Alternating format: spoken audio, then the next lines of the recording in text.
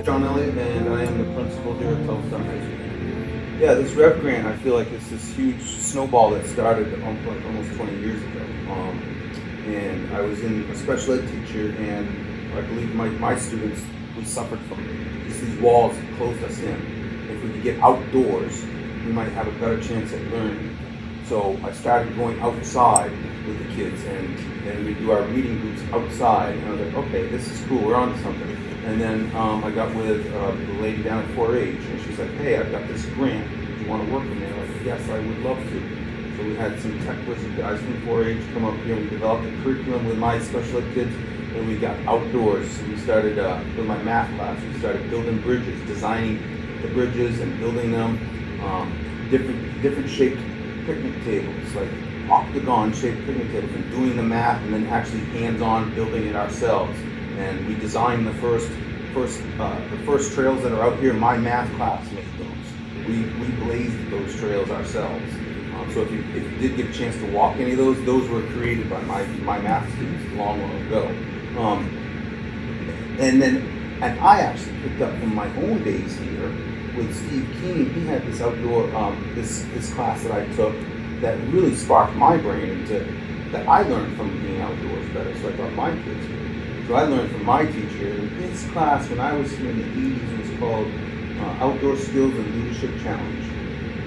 And I took that and I applied that in my classroom. And boy, it just worked. The kids would get outside. They were reading out loud to me more. They're engaging in conversations more.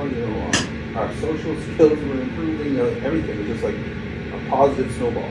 And then from there, I really wanted it to be more. And somehow the superintendent then did too, and it evolved into Telstar Freshman Academy. And then Telstar Freshman Academy has been evolving, and they've embraced that outdoor learning concept, which then has led us to the REV grant, Fleet Pathway, which I'm sure somebody has mentioned now too, because it's connected, and our work grant and our ELO. It's just all snowballing into coming together finally. We're giving the kids are getting the skills, they're learning the background, but it's also about local, learning about our own history here too, how to the outdoor learning part. There's so many jobs around here that we can incorporate outdoor skills, and just incorporating all that stuff in. And then with our ELO, I mean, these kids are getting all these skills and constantly they get to their senior year and it's like, hey, you know what, I've learned now that I really want to be a game warden. Okay, well, we can set you up with that, and we get you all set up with an internship and stuff, and we actually do this. So we've got a large number of kids that have actually now moved through the progression and now into the intern stuff. They developed the pathway. Like if you're really into the outdoor learning, you can actually take that pathway right through and get it's a pathway through UMO. So you actually get your whole what they call it, that degree, that path for outdoor. What's it called? I can't remember the name of it, but it's outdoor skills or whatever. Well, I think the REV part has really got the students involved into the creating of the whole thing. From the beginning, it's been the students' design and the students' involvement, and that's where it really sparks. If you can get the kids, if you have a project and the kids are bought into it, and you see their excitement, they start rolling it. That's where it really makes change. And the kids bought into it right from the get-go. Hey, we're thinking this. What are you guys saying? Like, oh yes, we love it. And then they start throwing out ideas. Okay, well now let's get into the nitty-gritty of it. Like, what's the design look like? Oh yes, that's it. Okay, well what would you like specifically? So you ask the key questions, but then you get their brains working on the solving of the problems. So you're really tapping two skills. You're creating that academic motivation, but also they're learning, and also but they're bringing in their opinions and communicating, and there we go with the snowball of positive energy again. Yeah. I think it all started right there, really. Just the initiative. Well, first off, I think that you gotta have the right personnel. You gotta have the right people in place for what you want to do. We do. I think with that, once you know you have the right personnel, the person that has the right mindset for it, understands the vision, and understands outdoor learning. That it's not just about going outside and reading a book, right? But once you have that right person, then making sure that person, I think this is where we could have improved probably a little bit too, is allowing them to, making sure that they have the time to really focus on what they need to do. Because right now, we have the teachers that are involved, they love it and they're doing it, but they're splitting like, okay, I got to prep for my class, I got to teach my class, okay, now we got to be, I want to get the kids involved. If we could really just say, okay, time out, we got this covered, so you can do this.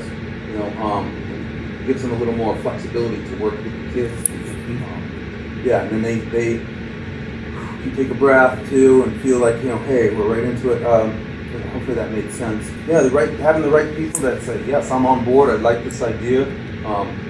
Because you don't want to have somebody in there like, well, I don't understand. Why are we doing this? I don't get it. What's the purpose? I mean, those are the things that are just going to suck your energy and time up. I was like, we don't have time for this. You got to buy in. You got to understand why we're doing it already. And so I think we have, like, you didn't get to meet her. Carrie Lynch is just awesome.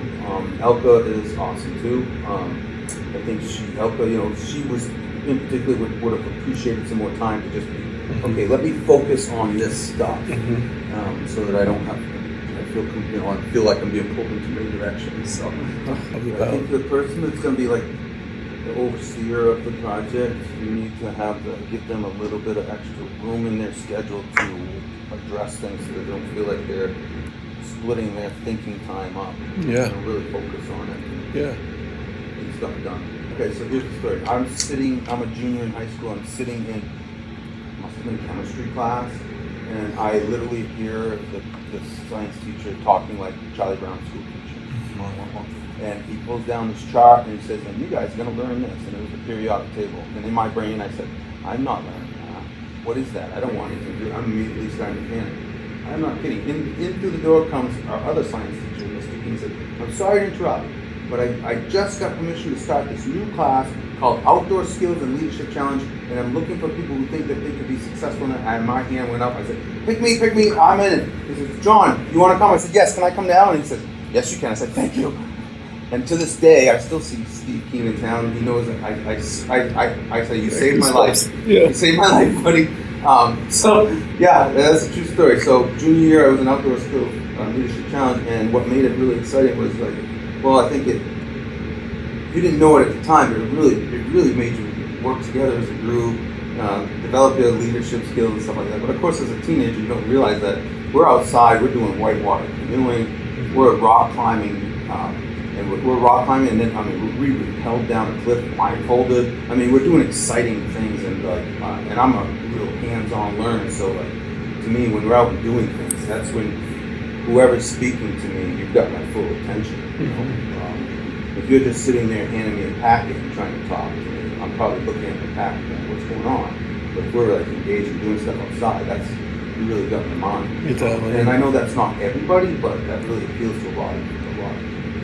So we go back to that. That's how it all started. So then it was so exciting that my senior year, and I do brag, I spent my senior year science class was Outdoor Skills and Leadership Challenge 8. So I loved it so much, I stuck with Steve Keen. I taught other kids under me. I was his assistant on the outdoor trips and everything. Yeah.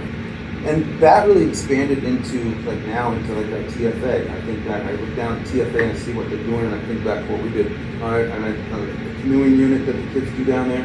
We did that back in the 80s here. And people say, oh, you get in a canoe and you paddle down the river. No, there's a lot of different types of strokes. There's all kinds of different things, safety things that you learn. If you've never did an H rescue with a canoe, you got to try it because it's hard. Trying to flip it over and get the water out. So those are really just really cool stuff. I got a lot of enthusiasm when it comes to the kids, seeing them involved with stuff, and there's so much stuff going on here that's just positive that it comes from.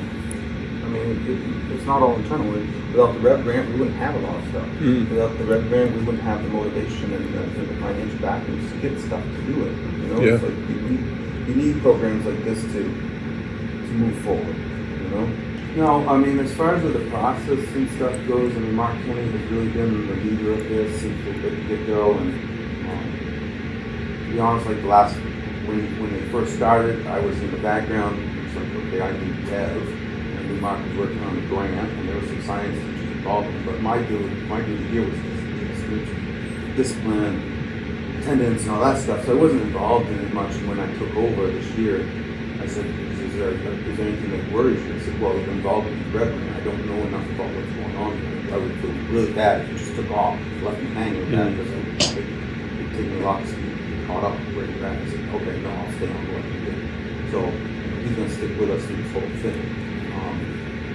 But he also knows that this is where my brain has been all along from the time I started education. So getting outside. It's been a long time coming to utilize that space better. Thank goodness we got rid of those portable classrooms, and now we're actually going to use that space for something nice. Right. I love the fact that the kids that are coming up with all these designs, incorporating. I mean, I've been pushing solar power forever. I mean, and they still haven't done it. Hey, we should put solar panels on that building. Do you think? I only suggested it 20 years ago. I mean, a lot of people don't. I'll share another side story.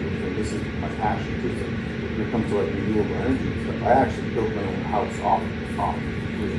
Out here in the White Mountains, I bought 20 acres of land out in Albany, cleared an acre. I built a 2,000 square foot home out there, off grid, solar power. Ended up selling it to somebody, but it was just an adventure. It was like, I wanted to do solar power. We could do solar. I've talked about putting solar panels up here to offset stuff, and why are we not further along with that? About wind generators. I mean, these kids, it's kind of a passion. So it's like I like to see other people involved. And so that somebody tells me an idea. Hey, we gotta catch the rainwater. Yes. You do need to catch the rainwater. How are you going to do it? What are you going to get? Like that. That's a great idea. I even asked him, are you guys going to do hydroponics? No, but they're going to do this and this. And I was, okay, well, interesting. So just getting those conversations started. Yeah. What else can you do? Right. So you just have to give me 3 words. So when you think about the wall type setting for students in learning experiences, versus what you're all trying really hard to give your kids the experience of learning here, whether it's the Freshman Academy, the RREV projects, all of that. What 3 words come to mind that type of innovation you're trying to realize? What 3 words come to mind to describe that for kids? The very first one is experiential. True believer in that. I love to read. I'm a huge history buff and everything. So, for instance, I might read something about the Chinese history, but to actually go and walk on the wall in China, that's experiential learning, right? If I read about it and I went, wow, I'm actually here doing this. So I think that's part of the key is experiential learning. And the other thing that comes to mind, it's not all this, but hands-on. That comes to mind too, because you might not be physically making something for it to be hands-on to me. Right? Just being engaged more is hands-on. Not just sitting in a desk reading is not hands-on. Being engaged in a reading group, outdoors or something, that might be considered more hands-on, experiential learning,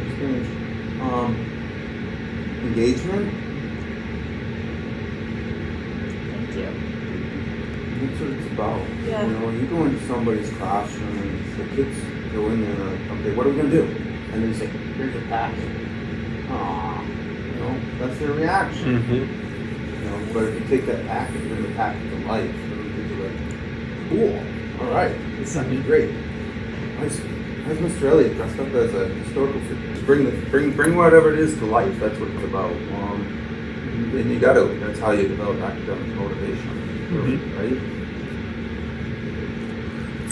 Thank you for bringing all of this to life and your support in doing it. And, we appreciate the RREV grant.